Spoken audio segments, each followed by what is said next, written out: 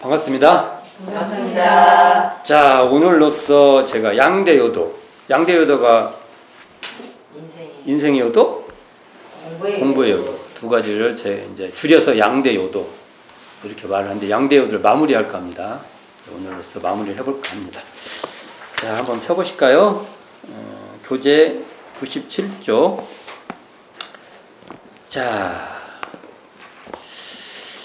그러니까 이 우리 현재 원불교 전서에 보면 첫 번째 원불교 교전이라고 해서 정전 대종정이 나오죠. 거기 원불교 교전에 나와 있는 정전에 보면 정전의 교의편의 마지막 단락이 이 인생의 요도와 공부의 요도 그리고 4대 강령으로 정리가 돼 있어요. 마무리가 돼 있어요. 근데 이 정전의 저본인 불교정전, 그러니까 대종사님 당대에 이렇게 저술됐던 이 불교정전을 보면 4대 강령이 그 교의편의 앞에 있고, 그 다음에 인생요도, 공부요도가 마무리 이렇게 돼 있죠. 이런 구조로 있던 것을 현행 원불교 교전에 나오는 이 정전에서는 이 양대요도인 인생요도와 공부요도 플러스 4대 강령을 마무리 파트에 같이, 그러니까 쌍으로 마무리가 돼서 이걸 굳이 의미부여를 해본다고 하면 양대요도인 인생의 요도와 공부의 요도로 교의편을 총괄을 하고 한 번 총괄했죠. 총괄하고 그 다음에 4대 강령, 우리 이 4대 강령으로 다시 한번 규결을 했다. 그러니까 어찌 보면 이게 이제 쌍으로 규결, 게 한 라인으로 쭉 와가지고 하나로 정리된 게 아니라 쭉 와서 양 날개로 딱 정리를 했다. 이렇게 보는 게 맞을 겁니다. 우리가 이게 정리할 때 위에서부터 쭉쭉쭉쭉쭉쭉 와가지고 하나로 딱 마무리되는 거하고 쭉 내려와서 두 방향으로 이렇게 정리를 했다. 이렇게 보는 것이 더 이 교의편을 정리할 수 있을 것입니다. 그러니까 인생의 요도, 공부의 요도는 시작이 이렇게 되어 있죠. 사은사요는 인생의 요도요, 사막팔조는 공부의 요도인바. 이렇게 끝납니다. 이렇게 됩니다. 그러니까 이것은 사은사요가 뭐요? 인생의 요도고 사막팔조가 공부의 요도다. 이렇게 되죠. 그래서 자, 이걸 다시 이제 풀어서 말하기 전에 전에 제가 한번 유인물 하나 나눠진 적이 있어요. 이 사은사요에 대해서 한번 더 살펴보고 싶어서, 특히 사은에 살펴보기 위해서 그때 예외 숙제 해답안이라고 해서 제가 한번 보내드린 게 있어요. 대종사님 당대에 예외를 할 때 대종사님께 숙제를 내주신 거예요. 숙제. 그러니까 이제 숙제에 대한 답을 익산총부에서 하신 건데, 그때 이 숙제를 내주시고 답안을 69명이 답안을 냅니다. 69명. 많이 내신 거죠. 그래도 다 내도록 한 것 같습니다. 그리고 다음 법회에서 대종사님께서 이것을 채점하셨겠죠. 그리고 일일이 다 점검을 해 주셨다. 요 기록이 회복 제47호 9월호인데 이게 지금 7월 24일 날 일요법회 때 문제를 주고 그 다음 법회, 그럼 며칠이겠어요? 24일이니까 31일 7월 31일 법회 때 이걸 다 점검해 주셨는데 등수를 매기셨어요. 숙제가, 그럼 문제가 뭐냐? 문제가 재와 복이 나오는 궁기, 이게 이제 사투리예요. 궁기가 이게 원래는 구멍을 궁기라고 하는데, 이거 이제 말하면 이게 출처, 나오는 곳, 출구, 이런 말이에요. 이게 죄와 복이 나오는 곳은 어느 곳이며, 그 출구를 이용하여 죄와 복을 나오게 하는 자, 그게 그 복을 나오게 하는 자, 이걸 보면 다른 말로 뭐 운용자, 운전자, 주제자 뭐 이 정도로 설명이 될 거예요. 이게 누구냐라는 이런 질문을 던집니다. 여기서 지금 제가 지금 인생의 요도는 사은사요라고 할 때 이 사은에 대한 얘기를 좀 더 정확하게 한 번 더 짚고 넘어가기 위해서 이 말씀을 드리는 거예요. 이 얘기는 아마 이제 나중에 수행편에 가면 불공하는 법이 나와요. 여기서 아마 이 답안지는 다시 한번 다 살펴봐야 돼요. 근데 여기서 보면 해답인들이 쭉 나오는데 1등, 2등, 3등을 기록을 해요. 왜냐면 이게 이제 여기도 나오는데 이걸 보고 이제 참고 이게 그 공부의 자료로 삼아라라고 써는데 1등이 몇 분들이 나옵니다. 1등 한번 봅시다. 제가 이제 불러드려 볼게요. 1등 중에 유허일 죄복의 출구는 일원상이요. 일원상 나왔죠. 죄복이 나오는 출구가 일원상이라는 일원상이요. 주제자는 허일 육근이외다. 이것을 주제하는 사람은 우리다는 거예요. 또 1등 송도성 죄복 지원, 그러니까 죄복의 근원은 일원상 즉 사은이요. 일원상이라 바로 해버리죠. 그냥 뭐 여기 또 일원이라고 해도 일원이나 일원상이 딱 같은 말이라는 소리죠. 일원상 즉 사은이요. 운용자는 도성 자신이올시다. 또 1등에 전음광이 있어요. 죄복의 출구는 여기 출구라고 했죠. 출구는 일원상이요. 주제자는 각각 자기입니다. 또 1등 있어요. 박명성. 죄복 나오는 데는, 이게 죄복이 나오는데 이렇게 있죠. 죄복이 나오는 데는 일원상이요. 나오게 하는 자는 나의 심신이외다. 이게 이제 우리 국문학적으로 좋아. 나오게 하는 자. 그렇죠. 이 관계성이 딱 잘 돼 있죠. 또 1등 권동화. 죄복의 출구는 사은이요. 기관의 주제자는 동화입니다. 또 1등 서공남. 죄복의 출구는 일정한 처소가 없고 오직 우주만물 허공법계 즉 사은이 다 죄복의 장소이오며 그 운전자는 자아올시다. 자기란 소리죠. 또 이제 2등도 있고 근데 3등 중에 하나 또 재밌는 건데 3등 중에 이영훈 우리가 대산종사님 사모님 영훈님이 죄복의 근원은 사은사요 주제자는 육근입니다. 근데 이게 3등을 줘요. 1등을 줄만 한데 그러면 왜 이게 3등이지? 나 한참 동안 이걸 제가 그래서 대산사님께서 사요는 죄복의 출처를 안 보세요. 그것을 어떻게 사용하는 방법론으로 보신 것 같아요. 그래서 신앙의 대상 얘기할 때 법신불 사은이라고 그러지 이게 사요를 사은 안으로 설명할 때는 상관이 없어요. 사은의 다른 모습으로 설명할 때는. 그러나 사요 자체를 가지고 우리가 죄복의 출처로 보지는 않는다. 그러니까 3등을 주신 것 같아요. 아까워. 굉장히 아까워. 거의 답인데.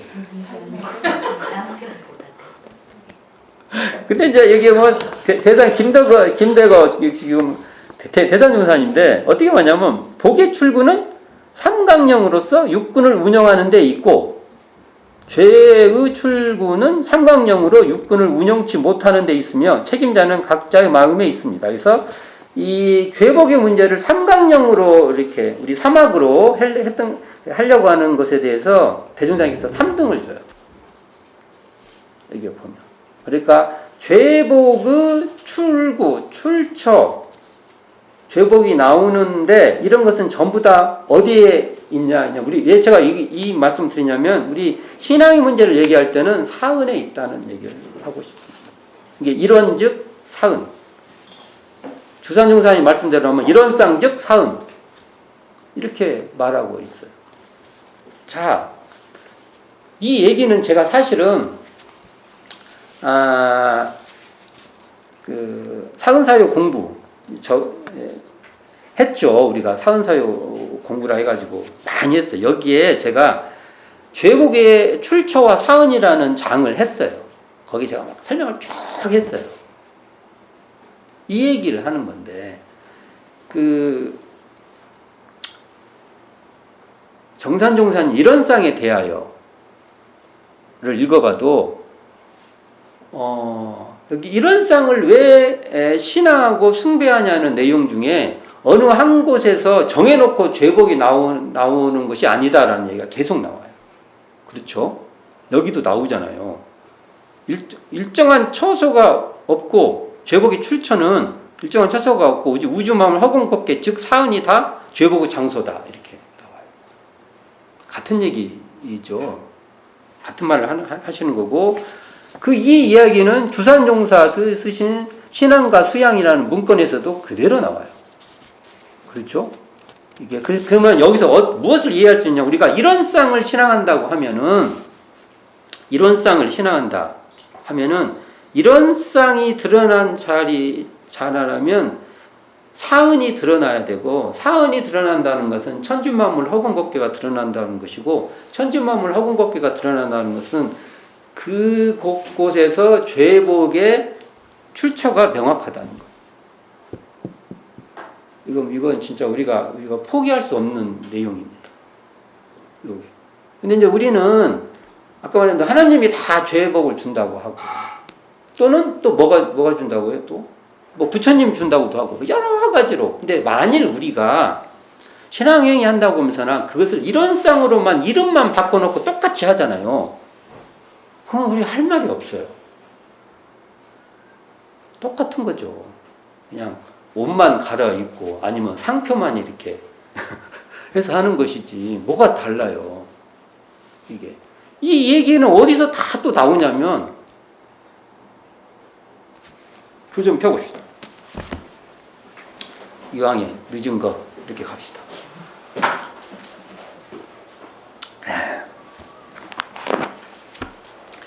교의품 8장 펴보세요. 대종경 교의품 8장. 이제 나도 글씨가 잘 안 보이네. 자, 여기 보면 제가 한번 그냥 볼게요. 여기 보면 이렇게 나와요. 법신벌 이런 쌍을 실생활에 부합시켜 말해 주리라. 이렇게 해놓고, 이런 쌍을 대할 때마다 이렇게 딱 전제가 나와요. 첫 번째가 이런 쌍을 대할 때마다. 밑에 보면은 이런 말이 나와요. 이런 쌍을 대할 때마다 이 우주 만유 전체가 죄복을 직접 내려주는 사실적 권능이 있는 것을 알아서 진리적으로 믿어 나가는 대상을 삼을 것이니, 이런 쌍을 대한다는 것이 뭐냐면은, 우리가 이런 쌍을 대한다는 것은 이 우주 만유 전체가 죄복을 직접 내려주는 사실적인 권능이 있는 것을 알아서 진리적으로 믿어 나가는 대상으로 삼는 것이 바로 이런 쌍을 대하는 거예요. 이렇게 봐야 이건 대종청에 나와 있는 말씀이니까 이렇게 읽어야 된다는 겁니다. 이걸 이렇게 중요한 말씀이죠. 이런 말씀이 또 계속 나와요. 또 9장 봅시다. 9장에 보면 뭐라고 나오냐면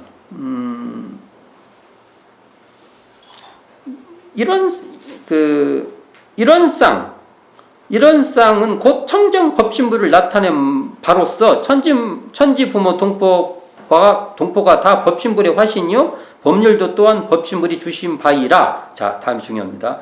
이 천지 부모 동포 법률이 우리에게 죄 주고 복 주는 증거는 얼마든지 해석하여 가르칠 수 있으므로 이런 쌍을 신앙의 대상으로 모신 것이니라. 이렇게.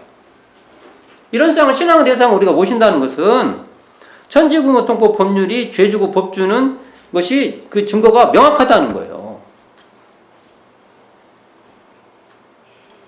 우리가 법신불을 청정하냐리라고 말을 해요. 그럼 이게 여기서 보면은 청정 법신불 돼 있죠. 앞에 수식어가 붙어주면 그 뒤에 있는 말에 설명을 해요. 이렇게 이해하면 쉽습니다. 그러니까 법신불을 보면 청정한 자리 이렇게 해도 맞는 말이에요. 그리고 또 법신불 이론상이 먼저 붙여서 말할게요. 청정한 자리라고 하는 법신불인 이론상. 말이 이래요. 그러니까 아름답고 또 아름다운 그녀. 그런 말이나 비슷한 말이에요, 이게. 그렇죠? 자, 그러니까 우리가 이 청정한 자리를 알면은 어떻게 돼요? 사은이 죄 주고 복 주는 이 사은이 여기 뭐라고 하셨어요? 사은이 죄 주고 복 주는 증거가 사은에서 우리가 찾을 수 있다는 거예요. 하긴. 이렇게 되죠. 이게. 또 봅시다. 10장 봅시다. 10장. 10장에 보면 죄복의 출처라는 단어가 나오죠. 죄복의 출처. 그러면서나 법신불 사은이 우리에게 죄 주고 복 주는 증거는 아무리 어리석은 사람이라도 자상히 설명해 주면 알기도 쉽고 믿기도 쉬울 줄로 생각하는 바이다. 근데 이제 우리가 이런 거 보면 저도 고민이에요. 나는 잘 설명을 하나? 이거 보면 대명사님 말씀으로 보면 어떻게 나와요, 이게? 자상히 설명해 주면 제가 이게 반성할 때가 많아요. 반성이 돼. 내가 말을 이렇게 해놓으면 더 꼬이나? 우리가 여기 계신 분들도 앞으로 내가 자상히만 잘 설명해 주면 이게 분명하지 않냐, 이게. 우리 좀 그럴 필요가 있어요. 또 봅시다. 12장 봅시다. 12장 보면, 자, 이런 상 숭배는 그 뜻이 실로 크나니 부처님의 인격만 신앙하는 대상으로 모시는 것보다, 자, 그 다음 중요합니다. 이 진짜 중요한 말이에요. 우주 만유 전체를 다 부처님으로 모시고 신앙하여, 자, 그 다음입니다. 모든 죄복과 고락의 근본을 우주 만유 전체 가운데서 구하게 되며, 이런 상을 우리가 딱 숭배를 하면, 이런 상을 숭배한다는 것은 우주 만유 뭐라고요? 전체가 다 부처예요. 근데 어떤 부처? 죄복과 고락의 출처로서의 부처예요. 이게 그런 권능이 있는 그런 대상이다 이거예요. 이게 우리가 눈이 우리 안목이 청정해지면 그렇게 드러난다는 겁니다. 이 청정한 자리를 믿어야 되는 이유가 여기 있는 것입니다. 자, 이게 나오죠? 그때, 이게 아마 한 40강 정도에 아마 강의한 것 같은데, 이때 한번 다 한 얘기예요. 근데 다시 한번 환기시키려고 얘기를 하는 거예요. 그 다음에, 14장 봅시다. 14장에 보면, 여기 보면 죄복에 대한 이해가 나오고, 죄복의 근본초도 나와요. 이게 다 이게 말이, 이런 쌍인 사은이 바로 죄복의 근본처겠죠. 그러면서나 이게 중간에 한번 봅시다. 밑에 봅시다. 밑에서 두 번째 줄. 자, 여기 봅시다. 복이 많고 지혜가 많은 사람은, 이게 복이 많고 지혜가 많아야 되는데, 지혜가 많은 것은 내 이해를 하겠는데 이게 복이라는 거예요. 우리가 사은을 사은이 뭔지를 알아서 이렇게 하는 게 복이 많다는 겁니다. 자, 복이 많고 지혜가 많은 사람은 법신불 이론상 이치를 깨치요. 법신 이론상 이치를 깨친 사람이 복 많고 지혜 있는 사람입니다. 그래서 천지만물 허공 법계를 다 부처님으로 숭배하며 성공의 기한 구분도 분명하며 죄복의 근원처를 찾아서 불궁함으로 무슨 서원이든지 반드시 성공할 것이니, 그러므로 우리는 불상 한 분만 부처로 모실 것이 아니라 천지만물 허공법계를 다 부처님으로 모시기 위하여 법신불 이론상을 숭배하자는 것입니다. 이론상을 왜 모셔요, 우리가? 갖고 이론상이 다시 하나님같이 되어버리고 다시 옛날에 등상불 수능같이 그릇이 되어버리고 하면 안 된다는 말이에요. 이게. 그러면 바로 뭐라고요? 천지만물 허공법계를 다 부처님으로 모시기 위해서, 그게 부처님을 다른 말로 하면 죄복의 권능자예요. 이 신뢰를 교육금 15장에서 뭐라고 말씀해 주냐면 삼부처가 자부가 며느리가 삼부처라고 말하면서 뭐라고 말씀하시냐면 그대들에게 효도하고 부려할 직접 권능이 그 사람에게 있는 연고라고 말해요. 야, 이런 건 무서운 말씀입니다. 이게 어디서든 언제 드러나요? 우리가 청정 일원상 자리를 우리가 모실 때 이렇게 효도하고 부려할 직접 권능이 있는 그 부처님이 드러난다. 삼부처가 드러난다. 이런 말입니다. 그래서 사은사요를 들어가기 전에 이제 그러니까 이 사은사요는 인생의 요도라고 이렇게 말했잖아요. 그 중에서 이 죄복의 출처인 이 사은에 대해서 한 번 더 이렇게 짚고 넘어갈 것입니다. 자, 그러면 이제 뒤에 부분 한번 같이 봉독해 봅시다. 제가 봉독해 볼게요. 자, 사은사유는 뭐라고요? 인생의 요도. 삼학팔조는 공부의 요도. 이제 공부의 요도인 바, 인생의 요도는 공부의 요도가 아니면 사람이 능히 그 길을 밟지 못할 것이요. 공부의 요도는 인생의 요도가 아니면 사람이 능히 그 공부한 효력을 다 발휘하지 못할지라. 이 문장이 진짜 중요한 문장이죠. 그러니까 인생의 요도는 게 사은사유죠. 사은사유는 공부의 요도인 삼학팔조가 아니면 사람이 능히 그 인생의 요도인 사은사유를 밟지 못한다는 거예요. 그냥 사은사유만 잘하면 됐지. 근데 실제로 잘 안 된다는 거예요. 또 공부의 요도인 삼학팔조는 인생의 요도인 사은사요가 아니면 사람이 능히 그 공부한 효력, 삼학팔조에서 이게 3대력을 놔두고 해야 하는데 그 효력을 다 발휘가 잘 안 된다는 겁니다. 이 관계가 이렇게 됐다고 이렇게 밝히고 있죠.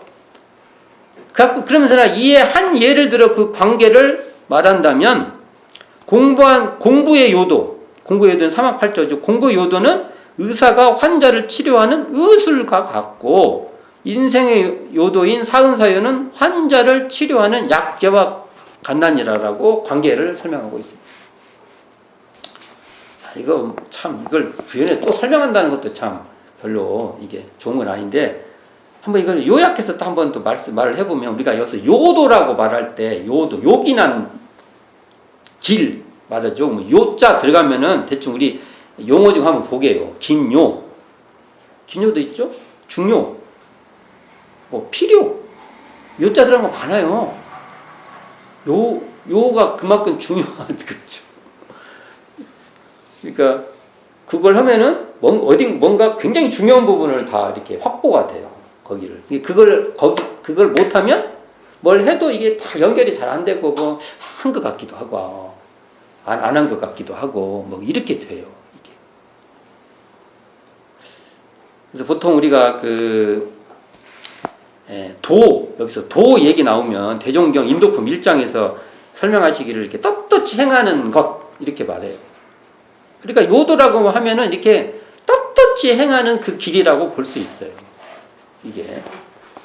자, 그렇다면 이거 조금 보면 우리가 인생의 요도는 다른 말로 하면 인생길이라고 할 수 있어요. 인생길. 우리가 인생을 살아가면 인생길 있죠. 공부의 요도는 그냥 우리가 공부길 이렇게 삼을 수 있는데 그럼 인생길은 어찌 보면 우리가 삶의 길이에요. 우리가 살아가는 거잖아요.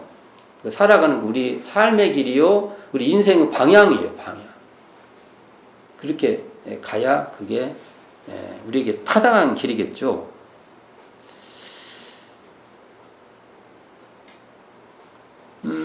공부길은 뭘까요? 그러면 공부의 요도니 공부길은 우리가 우리의 어떤 우리가 어떻게 행동을 해야 되는가, 뭐 심신작용을 어떻게 해야 되는가, 육군을 어떻게 사용해야 되는가, 이게 아까하고 긴밀한 관계가 있지만 아마 그런 쪽에 더 중심이 있는 이야기가 될 것입니다.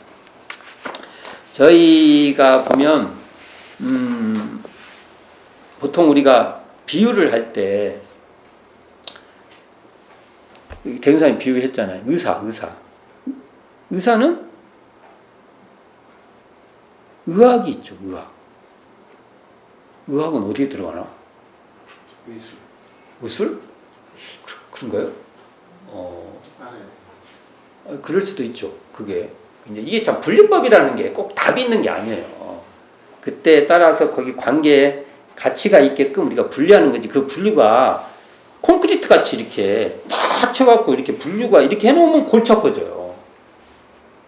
우리가 이게 뭔가를 비유적으로 이렇게 대응을 시키고 이 관계를 맺고 하는 것은 여기에 도움이 되게끔 하는 것이지, 이 비유라는 이 관계가 절대적인 가치가 있어 여기 따라야 되는 건 아니에요.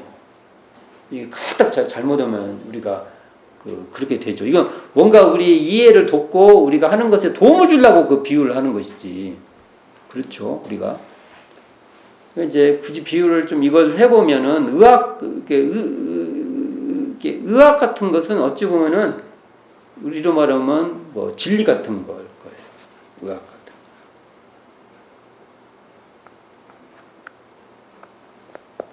보통 우리가 이 비유법은 굉장히 한의학적 비유예요.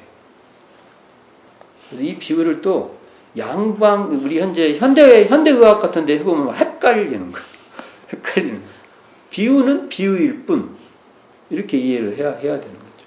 그러나 이것을 조금 생각해보면 맞는 말이에요. 조금 생각해보면. 의술이 있다고 해도, 만약에 이제 의술만 딱 떼어놓고 봅시다. 의술이 있다고 해도, 실제로 의술을 쓸 수 있는 어떤 그게 없으면, 무용증이 진짜, 그렇지 않습니까? 근데 뭔가 약재는 있는데 아는 게 없어. 이걸 어떻게 할 줄을 모르고. 뭐 다 먹어봐? 원래 독이 약이 되기도 하고, 그러지 않습니까? 이게, 그것도 어느 한도로 쓰면은 괜찮은데 어느 한도로 쓰면 문제가 되고 그러잖아요. 그래서 하여간 이 약재와 의술은 굉장히 관계가 있고, 현대의학도 마찬가지죠. 현대의학 때도 굉장히 많은 약성들이 쫙 있지만, 그것을 현대의학의 발달에 따라서 옛날에는 사용하지 않았던 것이 갑자기 사용이 되고, 또 옛날에는 이 병만 사용했던 것이 이게 우연한 실수가 됐든 우연하게 됐든 따라서 다른 쪽으로도 약이 사용이 되고 막 그래요. 이거 서로 밀접한 관계에 있는데, 그래서 이 인생의 요도와 공부의 요도는 바로 의술과 약재처럼 서로 바탕이 되면서는 불가분리의 관계가 있다. 이 정도 이해하는 게 좋을 것 같고요. 그래서 이걸 다른 말로 하면은 이중주가 돼야 돼. 이중주. 우리가 이중주라는 건 이렇게, 이 사람은 이거 연주하고 저 사람은 저거 연주했을 때 이 하나의 음악이 되는 거예요. 근데 따로따로 들어보면은 별로야. 그때 이렇게 하면 이게 굉장히 가치가 달라요. 그래서 이건 인생의 요도 사은사이와 공부의 요도 삼학팔조는 이렇게 어떤 이중주의 성향이 훨씬 강한 관계에 있다. 이게 독주보다는 이중주를 하는 게 더 의미가 있고, 이게 불가분리에, 그리고 이게 이제 서로가 서로의 침투 관계에 있어요. 이렇게 침투한다고 그러죠. 서로가 서로를 이렇게 서로 이렇게 상호 침투된다고 하거든요. 이게 상호 침투되어 있는 좀 참 각자의 고유성이 있으면서도 각자의 중심이 있으면서나도 서로가 서로를 이렇게 근본적으로 떨어져 있는 관계가 아니다. 된사님이 그렇게 법을 짜놓으신 것 같습니다. 그래서 이 얘기를 하고 싶은 거예요. 자, 지금부터가 이게 중요한 얘기예요. 잘 들어보세요. 공부의 요도 삼학팔조는 인생의 요도인 사은사요의 기반 위에서 실행돼야 돼. 만일 내가 삼학, 우리가 보통 설명을 할 때는 그냥 삼학 공부합니다 이렇게 얘기를 하지만, 이론적으로 우리가 좀 포괄적으로 한 번은 짚고 넘어가야 될 이야기라는 거예요. 한 번은. 우리가 사막을 수행한다고 해도 소태산 대종사의 교법 안에서를 보면 사은사요라는 기반 위에서 우리가 사막을 운영하고 있는 거예요. 실행하고 있는 것이다. 이걸 맨날 말할 때마다 할 수는 없어. 내가 사막 발조를 실행할 때는 사은사요를 바탕으로 해서 실행하고 이렇게 말할 수 없지만 우리가 몸에다는 딱 그냥 그것이 그냥 몸이 움직여야 돼요. 우리가 이렇게 그냥. 자, 반대로요. 사은사요, 그러니까 인생의 요도인 사은사요는 사막 팔조로 실행한다는 거예요.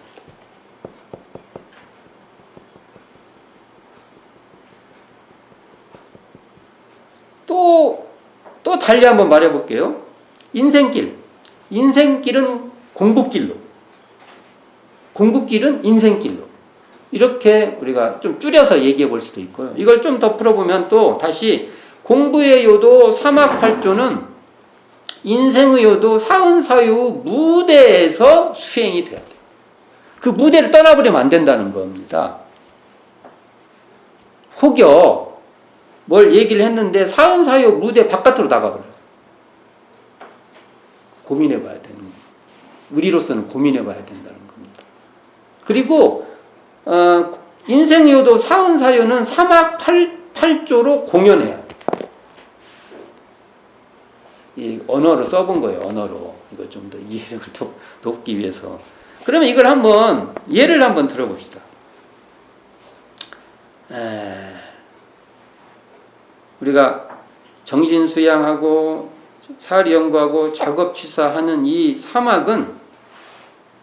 사막을 했다 이거예요. 그러면 이게 천지, 부모, 동법, 법률의 사은의 바탕에 있어야 되는 거예요. 예를 봅시다. 예를 들면 작업취사를 했는데 보은이 없어. 보은하고 별로 이렇게 아니야. 그러면 그 사막이라고 사막 수행을 했다고 해도 거기는 뭔가 고민해 봐야 된다는 겁니다. 그러니까 이 말은요, 그냥 우리가 마음 공부를 한다. 마음 공부를 좀 좁혀서 그냥 우리가 사실 마음 공부는 원불교 마음 공부는 사막이죠. 우리가 마음 공부를 했는데 사막이 없어 거기에. 그럼 원불교의 마음 공부는 아니에요. 소태산 대종사의 마음 공부는 아닌 거죠. 마음 공부한다고 했는데 거기에 수양이 뭔지 잘 안 드러나, 정신 수양이 뭔지 잘 안 드러나, 사리연구가 뭔지 잘 안 드러나, 작업치사가 뭔지 잘 안 드러나.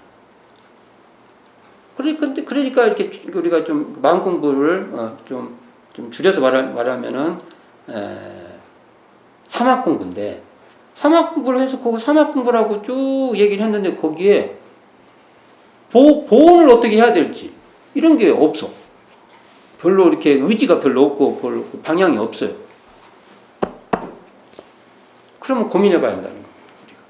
그리고 거기에 자력양성, 지자권이, 타자녀 경우, 공도자 숭배의 사요의 그 기반이 없어. 거기에. 우리가 작업치사를 해도 이런 기반, 그런 기반이 그 안에 우리가, 왜냐하면 이걸 기반을 한 사람은 기반을 딱 해서 거기서 사막 수행을 한 사람은 그런 게 사막으로 드러나죠.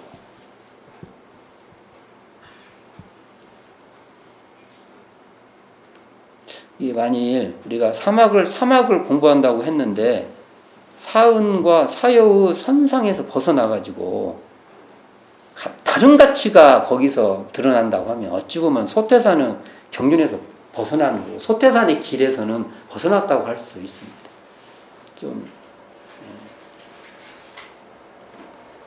또 봅시다. 그러니까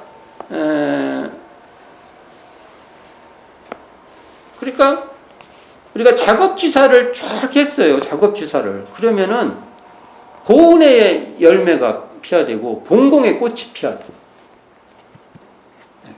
우리가 보통 그냥 사막수행합니다 해도 결과적으로 보면은 그게 이중주, 아까 이중주 같이 돼 있어요.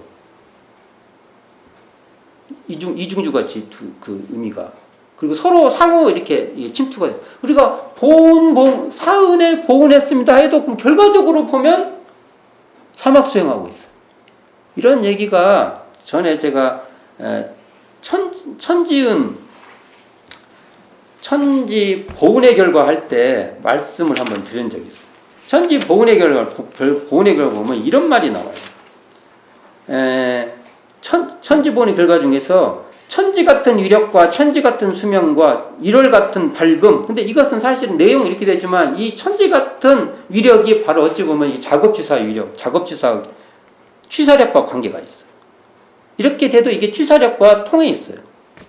그리고 천지 같은 수명, 이것은 또 수양력과 통해 있고요. 일월 같은 밝음, 이것은 연구력과 통해 있는 거죠. 이렇게 말씀을 이렇게 하실 때 우리가 이렇게 이해를 해야 된다는 것이죠.